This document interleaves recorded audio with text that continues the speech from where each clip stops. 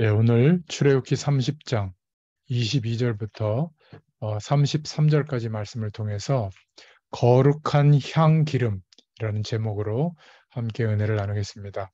그냥 보면 무슨 말이야 이렇게 생각될 정도로 뭐 기름을 어떻게 하고 뭐 주로 이제 이런 얘기인데, 좀 서론으로 먼저 말씀을 드리자면 거룩한 향 기름이라는 제목으로 은혜를 나눌 텐데요. 서론으로 보면 이스라엘 민족들이 광야길 가는 중에 특징이 불안합니다. 그리고 어렵죠. 그리고 가나안 땅도 많은 적들이 기다리고 있습니다. 더 안타까운 것은 내부 문제인데, 이상하게도 자꾸만 광야길 가는 동안에 반대하고 불신앙을 이야기하는 사람들이 자꾸 생겨납니다. 우리하고 참 비슷한데, 우리가 인생을 살아가는데도 그렇게 간단하지가 않죠. 그런데다가 더 어려운 게 무기력해지고 또 무능력해지고 경제적인 부분도 어렵습니다. 우리 인생길 가는 것이 뭐 이런 모습들이죠. 이때 광야길 가는 중에 하나님께서 내린 큰 명령이 있습니다. 그게 뭐냐면 성막을 만들어라. 성막 중심으로 살아라. 광야길 가는 동안에 또 가서도 성전을 지어라. 가나안 땅에 가서도요. 그리고 성전 중심으로 살아라. 이러면서 등대도 만들어라. 그리고 떡상도 만들어라. 이런 얘기가 광야길 가는 동안에 계속 선포되고 있죠. 지난 주간에는 손발을 씻을 수 있는 대야도 만들고 수족을 씻는 물 대야를 만들어라. 그런데 손발을 씻으라는 말은 씻고 예배를 제대로 드리라. 그런 말이죠. 예배를 드리는데 그냥 드리지 말고 밖에서 발에 뭐가 많이 묻었으니까 씻고 손도 씻고 그렇게 들어와서 예배를 드려라. 특히 제사장들을 그렇게 해라. 그런 말씀이었습니다. 근데 오늘 말씀은 관유를 만들어라. 거룩한 향이 나는 기름을 만들어라. 이게 본문이에요. 뭐 모략, 육개, 창포, 계피, 감람류 이런 것들을 섞어서 만들어라. 뭐 그런 거를 다 외울 필요는 없습니다. 그렇게 만들라고 나와 있죠. 그리고 모든 성전 기구에다가 그 거룩한 향이 나는 기름을 발라라. 그리고 아론과 제사장의 몸에 뿌려라. 이렇게 나온 겁니다. 이런 값비싼 기름을 온 성전 기구에 바르면 어떻게 되겠죠? 간단하게 말하면 온 집에 이 거룩한 기름을 바르면 어떻게 되겠죠? 성전에 사람들이 들어서면 그 향내 나는 기름 냄새가 가득할 거 아니겠어요? 바로 그겁니다. 이게 요한 칼빈과 모든 신학자가 같은 해석을 내렸는데 성령 충만을 예표하는 거다. 즉, 성령의 충만함을 받아라. 그 말이에요. 신앙생활에 우리가 가장 먼저 받아야 될 응답은 돈, 건강, 성공보다 바로 성령의 충만함을 줄 테니까 그 힘부터 얻어라. 그 말이에요. 광야길 가는 동안에 우리 힘으로는 도저히 어떻게 할 수 없는 상황도 있죠. 그래서 성령의 충만함을 입어라. 저와 여러분은 사실은 힘이 별로 없죠. 그러니까 하나님께서 정확한 답을 주셨는데 성령의 충만함을 입어라. 모든 향기름을 온 성전에 발라라. 들어오는 모든 성도들이 이 냄새를 맡도록 만들어라. 이 향내가 바깥에 나가도록 만들어라. 그런 말씀이에요. 자, 그렇다면 오늘 본론으로 우리가 성령 충만을 입어야 될 이유가 무엇인가? 첫 번째로는 성령 하나님의 능력으로만 하나님의 일을 깨달을 수 있기 때문에 그렇습니다. 또한 하나님의 응답을 누리도록 그렇게 하나님이 하셨죠. 잠깐 방해 금지 설정을 했습니다. 전화가 와가지고. 그래서 사실은 성령의 능력으로만 하나님의 일을 깨달을 수가 있습니다. 로마서 8장 26절에도 보니까 성령께서 우리의 연약함을 아시고 우리는 가만히 있는데 우리를 위하여 기도하신다고 했죠. 히브리서 9장 14절에도 우리는 섬길 힘이 없는데 성령으로 말미암아 섬길 힘이 생긴다고 했습니다. 두 번째로 성령 충만을 입어야 될 이유는 성령의 역사하심으로 하나님의 능력을 체험할 수 있죠. 문제 속에는, 갈등 속에는 반드시 하나님의 계획이 있다고 보고, 우리가 하나님 나에게 성령의 충만함을 주옵소서, 나에게 성령의 능력을 허락하여 주옵소서 한번 기도해 보세요. 그래야만 세상을 이길 수가 있습니다. 사무엘상 16장 6절에 보니까 사울 왕에게 사무엘 선지자가 기름을 부으니까 능력이 임했다고 했죠. 또 사무엘상 16장 13절에도 보니까 다윗에게 사무엘이 안수하고 기름 부으니까 하나님의 신이 임했다, 성령의 능력이 나타났다고 했습니다. 스가랴서 4장 6절에는 우리가 힘으로 능으로 할 수 없으나 여호와의 신으로 되느니라, 이렇게 말씀하고 있죠.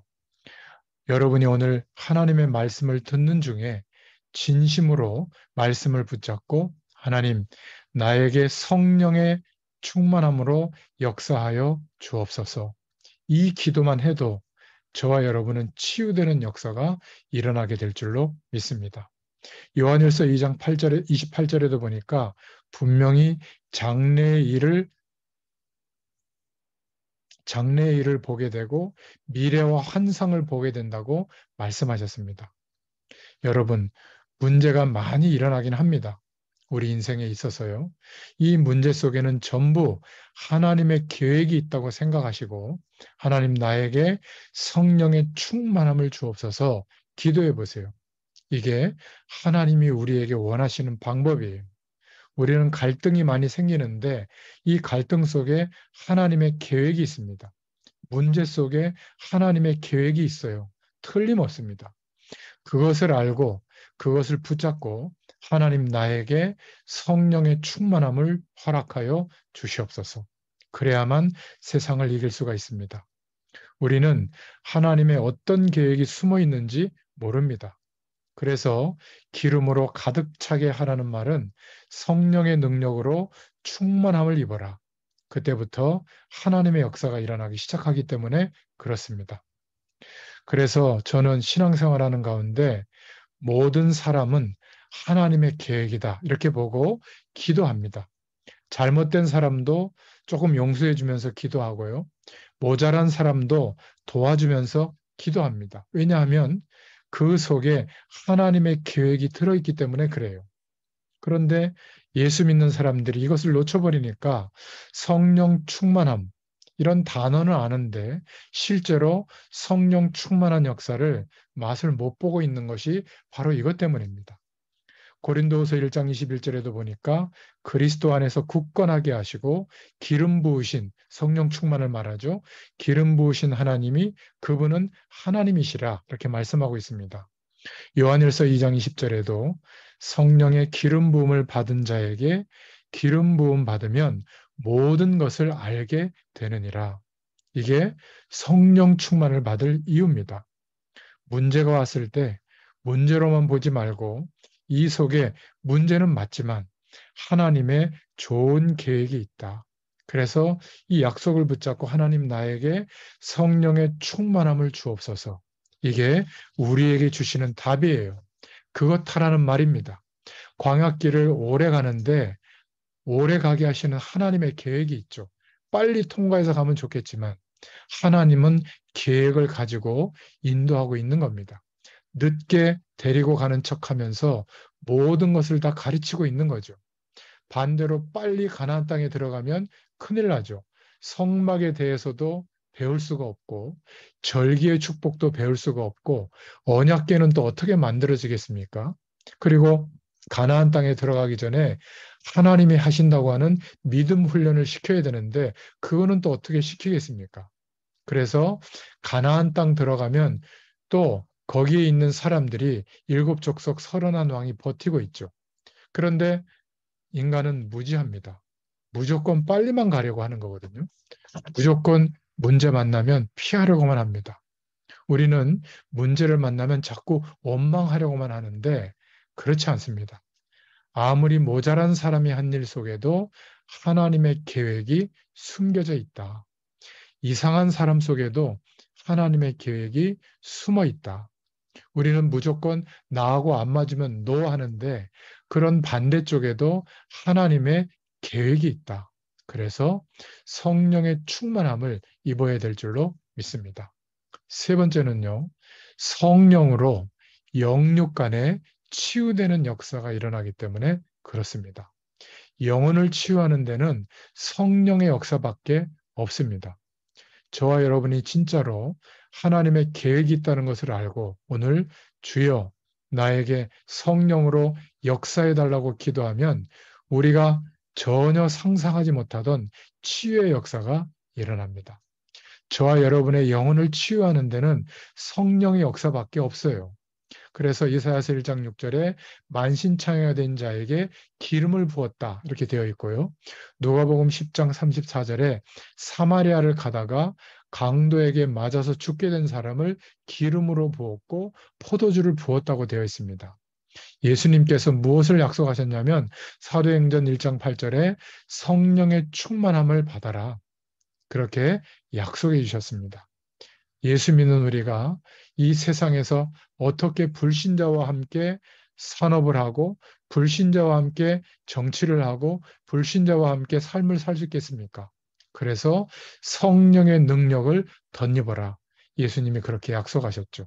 네 번째로는 세상에 있는 많은 악한 것들을 이길 수 있는 힘이 성령 충만에서 나옵니다. 여러분 잘 아시는 모세는 40년 동안 왕궁에 있었죠. 성공하려고. 이상하게 다른 것은 다 되는 것처럼 보이는데 하나님의 능력이 안 나타나는 거예요. 그래도 40세까지는 행복한 줄 알았습니다. 왜냐하면 공주의 양아들이니까. 그래도 왕궁에서 왕자의 신분으로 살아가니까. 그런데 나중에 시간이 지나서 보니까 아무것도 아닌 거예요. 왕궁 안에서 40년 동안 출세하려고 가진 몸부림을 다 쳤지만 안 됐습니다.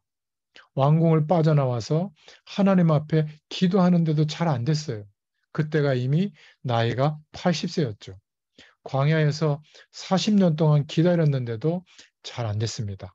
어느 날 호렙산에서 그 떨기나무에 불이 계속 타는 것을 보면서 성령의 충만한 하나님의 역사를 체험했죠. 이때부터 모세는 가장 먼저 치유되는 일이 벌어졌습니다. 간단한 것 같지만 이때부터 모세를 통해서 하나님은 그 시대를 치유하는 모든 일들을 이루셨죠. 그래서 예배가 굉장히 중요합니다.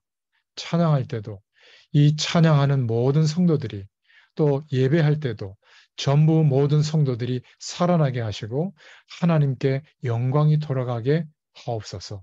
이렇게 기도하고 찬양하고 예배드리면 성령의 역사로 나에게 모든 영적인 부분이 치유되게 하여 주시옵소서.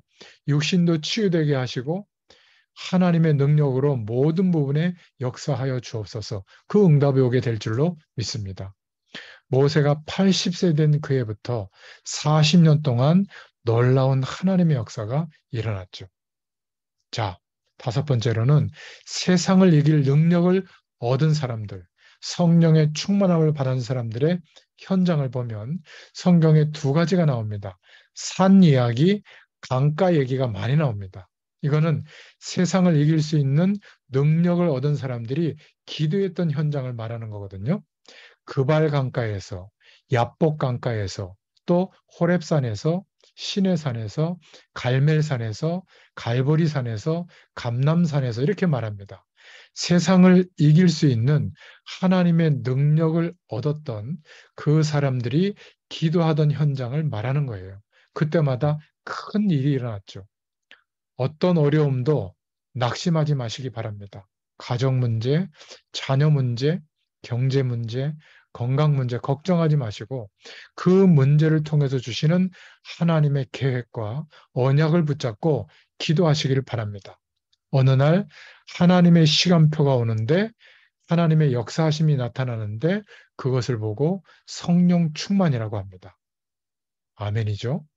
자, 두 번째로 붙잡아야 될 더 큰 언약이 있습니다. 구약 시대에는 오실 메시아, 예수 그리스도께서 오실 약속, 그림자 약속을 보고 하나님의 은혜를 받았습니다. 그런데 신약 시대에는 예수님이 오셔서 오실 메시아의 언약을 완전히 완성해 주셨어요. 그래서 저와 여러분은 완성된 예수님이 하신 그리스도의 축복을 믿고 구원받은 것이죠. 그래서 저와 여러분은 성령 충만 받을 만한 제사장의 축복을 다 받은 겁니다. 이게 구약과 신약 이후의 다른 점이에요. 여러분, 유대교는 아직 오시지도 않은 메시아를 아직도 기다리고 있는 구약 종교입니다. 아직 메시아가 안 왔다고 생각하거든요. 모슬렘, 그것도 구약 종교입니다. 안식교, 그것도 구약 종교예요. 안식을 시키자는 거거든요. 영적으로 이런 흐름들이 있는 겁니다. 사람들은 모르고 그냥 가지만 영적으로 굉장한 문제가 오고 가고 있는 거예요. 여러분, 예수 그리스도께서 십자가 지시고 죽으시던 날 성막과 지성소 안의 성막이 완전히 휘장이 찢어졌습니다. 무슨 말이죠? 저와 여러분이 성령 충만을 받을 만한 제사장의 축복을 다 받은 겁니다. 믿으시길 바래요. 할렐루야. 저는 옛날에 오해를 했어요. 어떤 오해를 했냐면 나는 능력이 없다고 생각한 겁니다. 능력이 없다. 능력이 있으려면 금식을 하든지 기도를 많이 해야 되는데 나는 그래서 능력이 없다. 근데 이게 착각이에요. 여러분, 예수 그리스도를 믿고 영접하는 순간 저와 여러분은 하나님의 자녀가 되는 권세를 얻은 것입니다. 잘 안 믿어질 거예요. 여러분, 그때부터 저는 담대하게 기도했어요. 나사렛 예수 그리스도의 이름으로 내 스스로 믿고 하나님께 기도했습니다. 예수님의 이름으로. 이 축복이 여러분에게도 있기를 축원드립니다. 성령 충만을 받았던 시대를 살렸던 사람들, 또 믿음의 영웅들을 보면 전부 성령 충만을 받았습니다. 여러분, 나는 능력이 없다고 착각하지 마시길 바랍니다. 예수 믿는 순간 저와 여러분에게는 하나님의 자녀가 되는 권세가 주어졌습니다. 예수 그리스도의 이름으로 기도하고 성령 충만을 구하면 성령 충만이 임하게 됩니다. 하나님의 언약을 붙잡고 끝까지 성령 충만 받으려면 어떻게 해야죠? 조금만 기도해도 됩니다. 약속을 믿고 기도하면 돼요. 어렵지 않아요. 노예로 요셉은 일하면서 계속 기도한 겁니다. 그게 성령 충만이에요. 노예로 일하면서 내가 이 노예에서 빠져나가야지 그렇게 기도한 게 아닙니다. 노예로 살아가면서 형님들이 나를 팔아먹구나 이를 갈면서 기도한 게 아니에요. 그것은 성령 충만이 아니죠. 우리는 늘 기도를 육신적으로만 틀리게 합니다. 내 문제와 이 형편 속에 하나님의 계획이 있을 것이다. 믿고 기도하면 역사가 일어납니다. 노예가 될 수 없는 응답이 요셉에게 왔죠. 여러분, 이 약속을 붙잡으면 누구든지 하나님의 응답을 받을 수 있습니다. 나는 애굽 민족이 아니구나. 모세죠. 나는 양자로 왔겠구나. 내가 이제 어떻게 하면 좋지? 나는 지금 고국으로 돌아갈 수도 없구나. 나는 왕자인 줄 알았는데 그것도 이제 아니구나. 이게 모세입니다. 그렇게 기도해서는 아무것도 안 되죠. 왜 하나님이 나를 애굽으로 보내셨는가? 어린 시절부터 40세 될 때까지 왜 지금 이 시간표에 광야로 나오게 됐는가? 또 하나님은 왜 희생 제사를 드리라고 하나? 이것을 붙잡고 모세가 기도하는 순간에 하나님의 역사가 일어나기 시작한 겁니다. 그걸 보고 성령 충만이라고 하는 거예요. 믿음의 영웅들은 전부 이렇게 자기의 현실을 두고 하나님께 기도했습니다. 이것은 허황되게 믿습니다. 이 말이 아닙니다. 아까도 말씀드렸지만 저는 예전에 오해했죠. 나는 정말 미미하고 아무것도 아닌 존재인 줄 알았어요. 돈도 없죠. 큰 직위도 없죠. 정말 아무것도 아닌 줄로 알았습니다. 스스로 그렇게 생각했거든요. 내가 큰 벼슬을 가진 것도 아니고 집에 가면 늘 형편이 어렵고요. 나는 형편이 안 되는 존재다. 이렇게 착각한 겁니다. 그러니까 하나님의 응답이 안 오는 거예요. 누가 보면 교회 다닌 줄은 알지만 나는 교회 다닌 효과가 아무것도 없었어요. 그전에는. 그냥 뭐 쟤는 좀 옛날에 성격이 안 좋았는데 좀 착해진 것 같다. 이 정도지 하나님이 주시는 응답이 거의 안 왔습니다. 불신자하고 똑같았죠. 교회 다닐 뿐입니다. 이런 바보 짓을 하고 살았던 거예요. 나는 아무것도 아니야. 꿈도 없고 명예도 없고 배경도 없고 그러다 보니까 미래에 대한 소망도 없지. 그렇게 생각했습니다. 이렇게 바보처럼 살았거든요. 그런데 어느 날 성령으로 역사하셔서 예수 그리스도의 이름으로 기도하고 성령 충만 받으면 된다는 이 영적 사실이 어느 날 믿어졌습니다. 어느 날 제가 이게 믿어지니까 하나님의 영적인 축복이 보여진 거예요. 모세가 보인 겁니다. 그래서 나를 애굽에서 왕궁에서 공부한 게 아니냐. 이렇게 보여진 거죠. 지금까지 하나님이 미디안 광야에서 40년 동안 하나님이 준비시키신 것이 아니냐. 이때부터 능력이 나타나기 시작한 겁니다.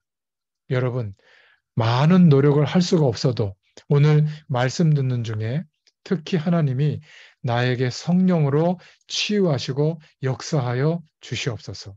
한 번, 두 번, 세 번 기도해 보세요. 지금 예배하고 있는데 주의 사자를 현장에 보내셔서 하나님의 역사를 이루게 하옵소서. 이게 성령의 역사거든요.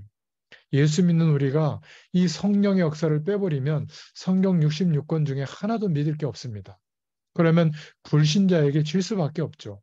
세상 배경에 무너질 수밖에 없죠. 이게 아무것도 아닌 것 같아도 그 응답이 오도록 기다리는 것을 보고 하나님의 나라라고 합니다. 이 축복을 받게 되기를 간절히 축복합니다. 자, 세 번째로 이 사람들이 이 거룩한 기름, 관유를 어디서 다 모았을까요?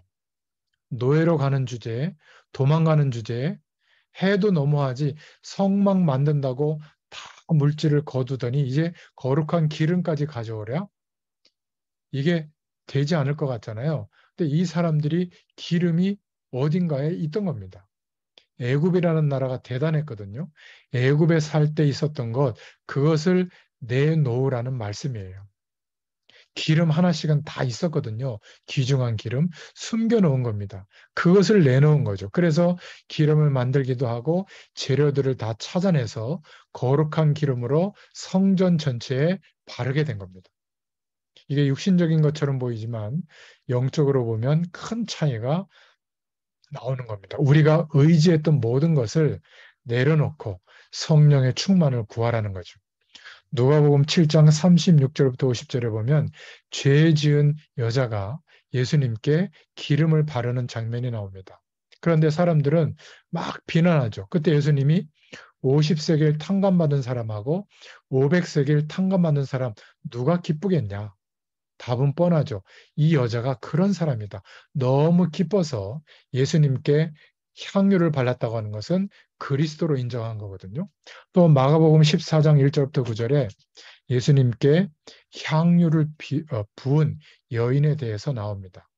예수님이 이 여자가 한 일이 복음이 증거되는 모든 천하에 증거될 것이라고 말씀하셨죠. 그렇습니다. 오늘 한 가지만 결단하시길 바랍니다. 말씀 듣는 시간에, 예배하는 시간에, 기도하는 시간에 하나님 성령으로 나에게 역사하여 주옵소서. 내 일과 사업에, 사명에 역사하여 주옵소서. 내 현장에 역사하여 주시옵소서. 한번 기도해 보세요. 당장 안 오는 것 같아도 우리 인생의 뒤를 돌아다 보면 하나님의 역사하심과 삶을 통해서 완벽하게 응답이 와 있는 것을 보게 될 겁니다. 막 이런 기도를 하고 나면 금방 응답이 옵니까? 아니에요. 착각입니다. 안 오더라고요. 그런데 이 응답이 안 옵니까? 내가 돈 달라고 기도했는데 지붕이 뚫려서 막 돈이 막 쏟아지는 거 한 번도 그런 적이 없어요. 이런 것이 착각이죠, 기도하면서. 근데 우리 인생을 뒤돌아보니까 하나님이 기도한 거를 나는 잊어버렸는데 그 잊어버린 기도까지도 완벽하게 응답으로 와 있더라고요.